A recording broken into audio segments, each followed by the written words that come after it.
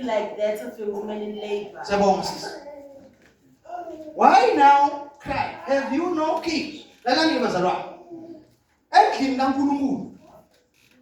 why ngithi kini angifuna abantu bagcina abantu sebe overload umsebenzi kaNkulunkulu. If lonke umuntu overload umsebenzi kaNkulunkulu akasakwazi ukwenza ezinye izinto. Amen. Because endlini kaNkulunkulu kufanele sibalance. Endlini kaNkulunkulu kufanele kube khona lonke uhlobo lwabantu. Amen. Hasa mina ngizwa yini? Kufanele kube khona lonke uhlobo lwabantu. Yingakho iBhayibheli uma uJesu uthi hambani nishumayele ivangeli ezweni lonke. Shumayele kuphi? Mayithi hambani ezweni lonke, there is the world of business. There is the world of sports. There is the world of science. There is the world imkhakha ngemazalwane. So uNkulunkulu ufuna ivangeli lifinyelele. Mama baba uNkulunkulu ukubeke kule mhlaba kubeke kuwo wezwe lebusiness. Ufuna uNkulunkulu ukwazi ukufinyelela abanye osomabhizinisi. Because you speak same language. Ukuzendlini kaNkulunkulu abantu bakwazi ukuthi babe khona. Because uNkulunkulu ufuna lonke uhlobo lwamakhosi labantu abama-kings financial. Financial muscle abakwazi ukusiza abayibandla sekubhajiwe financial aqhamuka abantu abanemasela bakwazi ukusiza ibandla umsebenzi kaNkulunkulu ephambili. But manje nekho abantu abangosomabhizinisi singakwazi ukurisha izwe lonke, sikwazi ukurisha kuphela abantu abaphansi la, banesirishe lonke imkhakha. Makuyisport uNkulunkulu ubeke nenhloso ukuthi uzorisha ozakwenu ezweni lesport. Lapho kwisport kunabantu asebehambe ngendlela yokuthi bangamaking. Bangamaking kwimkhakha abakuyona. Amen. Bangamaking bakwazi ukwenza into yenzeke. Bane-voice yenkosi. Amen. Hallelujah. So bazokwazi ukusiza ngendlela ezihlukene kuphi endlini kaNkulunkulu. But masihlale kanje sihlale sodwa la. Njoba sina sinabantu abahlukene bazalwane, njoba sina khona abafundi khona abafundela imkhakha eyahlukene. Amen. Abantu abamakhosi, abantu abafana abane-authority, abanegunya, abakwazi ukuthatha ama-decisive decision lezo bazalwane. Like president. Upresident angakhuluma noma yini manje phase because umenda wenye kanjani yokubusa yokuba yinkosi noma kwi-the world of politics. Amen. Lakho lezo bazalwane. So kubalulekile ukuthi sibe nabo nabantu bepolitiki phakathi kwethu lezo bazalwane abazokwazi ukwenza njani ukufinyelela izwe lepolitiki balishintshe libe lento uNkulunkulu ayifunayo. Angazi manje yezo yini. Amen. Amen. So ibandla kufanele lenzekani? Kufanele ibandla libalance. Yena ngithi angifuna abantu bafocus kuphela ukuthi Monday kuyakhonzwa, Tuesday kuyakhonzwa, Wednesday akukubi, but kuba khona labantu abazobheka khona empilweni. So imagaba yonke into mawuyenza ngoba okunye ukwenza wena ukhonza, ngoba ukhonza kufanele kube ukwenza wena empilweni yakho. Awuvuki ungazange ukukhulume nobani. Umuntu oqala umbingelela ekuseni, you greet God. Oqala uphaphama nje umbingelela uNkulunkulu. Amen. Uba nesikhathi sakho sokukhuluma nobani noNkulunkulu before uzokhuluma nabantu. Amen bazalwane. Before uzokhuluma nani? Nabantu. Lokho sikwenzela sikwenza ukuthi ke umkhonzile uNkulunkulu day by day lezo bazalwane. But ube nesikhathi sokwenza ezinye izinto. That's why ibandla liyakritisizwa. Likritisizwa ngokuthi abantu bazalwane, abantu abazalwane bafocus endabeni izulu. Bathi siyaba-brainwash abazalwane. Amen. Siyaba-venza umbrainwash bayingasacabangi ukuthi. Amen. But uma sifundise fanele yonke into sifundise umuntu azi ukuthi mina ngikulomkhakha nami ngizokwazi ukufinyelela abantu engikhona kwenze njani ukubafinyelela. Amen. Hayi ngoba sikhuluma ngebandla sithini isikhathi sakho. Kwani ngifuna ikanti bazalwane asiya nini encwadini ka Ephesians chapter 4 verse 11 siyadlula nje siyagijima. Siyadlula siyagijima. Abase-Efesu chapter 4. Nakhona siyadlula siyagijima. Bese sesizwela kwabase-Efesu chapter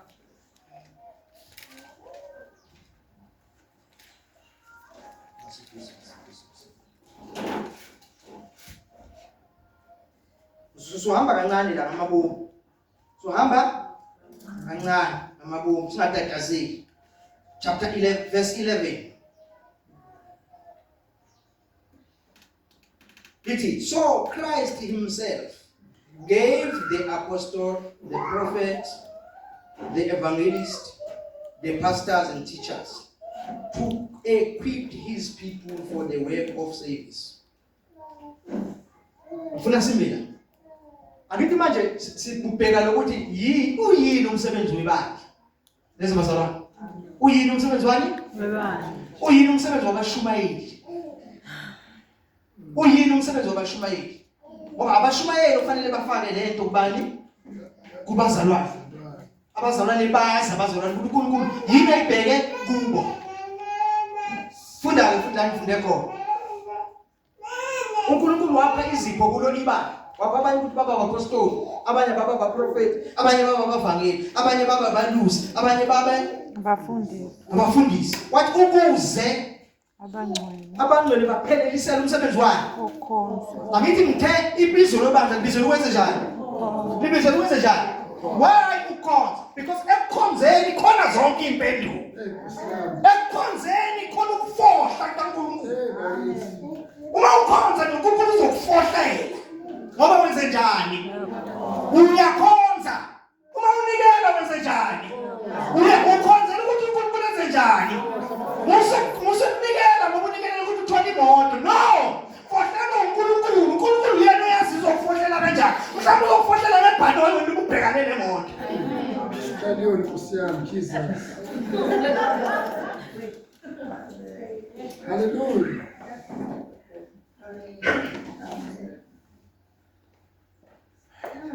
Amen. Amen.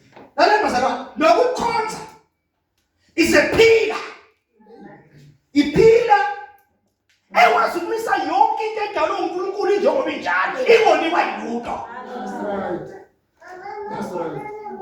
It's a pillar. Strength silapho. So ukuthi uNkulunkulu odala izulu nomhlaba. Amen bazalwane. Uhlala ubuswa uNkulunkulu ngoba thina simkhonza, simnikeza indawo, simendlalela indawo ukuthi akahambe la emhlabeni azula.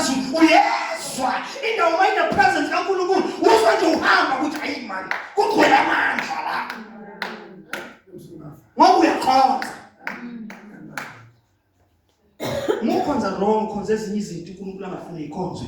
You are inviting yonke into ezokukhalisa kusasa. You are inviting lonke uhlobo lwemoya, and le moya ivale oyi-invitayo ayizuphelela kuwe, izoba ngomakhelwane bakho ibambe bonke abantu babona abantengelwe imoya yobungoma, imoya yokuthandaza, imoya yani i-invite abantu bakhonza izinto ezirong. Abemagama fanele masikhonza siqonde ukuthi ukukhonza kwenzani. Laba bantu bakhonza kanjani ngoba abazi ba-understand. Yazi bazalwane. Kanjani? Abazibona babona nje into ebasiza, into right, into ebalulekile because abazange beze endlini kaNkulunkulu bathole izindlela zikaNkulunkulu.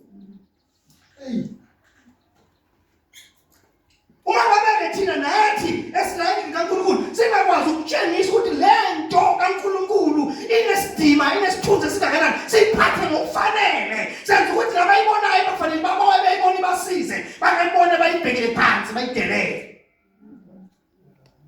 iBhayibheli ngokufunda lithi lesikhathi uSolomon ededicate indlu yesonto. Ededicate indlu yesonto. Seyakhiwe seyiphelele. uNkulunkulu wathi lithi wabonakala ngamandla. Wabonakala ngani? Ukwehla umlilo ne? Kwehla ini? Isikhathi Solomon ededicate indlu. Yes.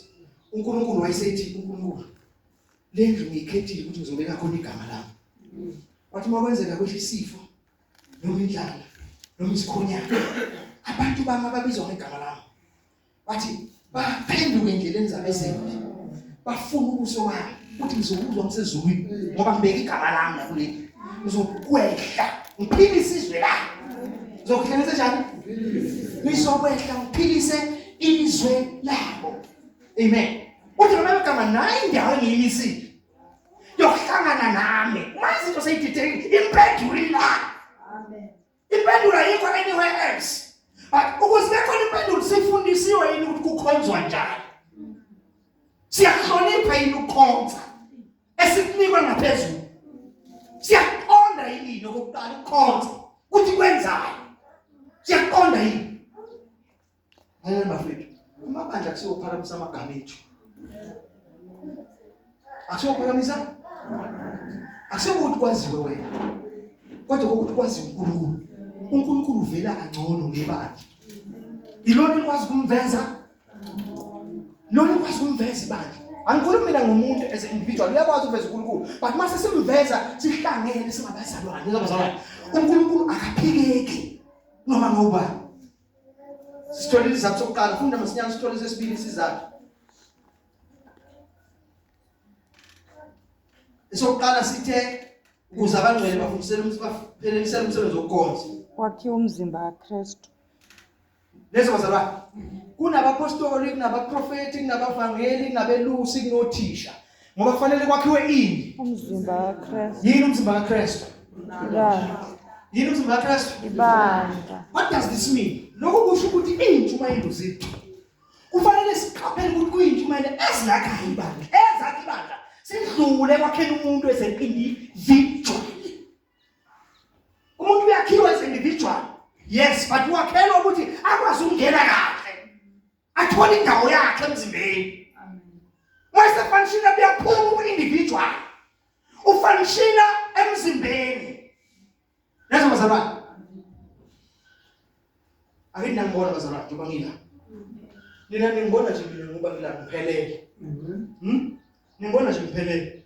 Asikho isitho esilakime esifuna ukuvela ukudlula ezinye. Nalapho kuwe. Zonke zisebenzela ukusizakala komzimba. Zonke zisebenzela uyazikhohlwa. Amagama uyazikhohlwa usebenzele ini ukusebenza komzimba because umzimba unezitho eziningi ezithi mayifunction sikwazi ukwenza into noma bekuthiwa inkulu kangakanani uyakwazi ukwenza ngoba umzimba wakho awukho la ucrippled khona. Amen. Amen. Cha bazowethu la ikhona umunye nje umyalezo ufuna nizwe kahle. Umunye nje umyalezo indaba uNkulunkulu ingebandla.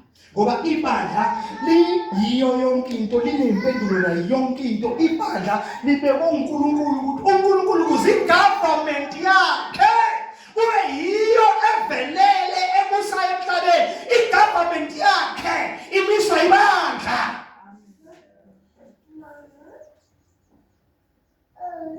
Government uNkulunkulu alimiswa umuntu imiswa yini?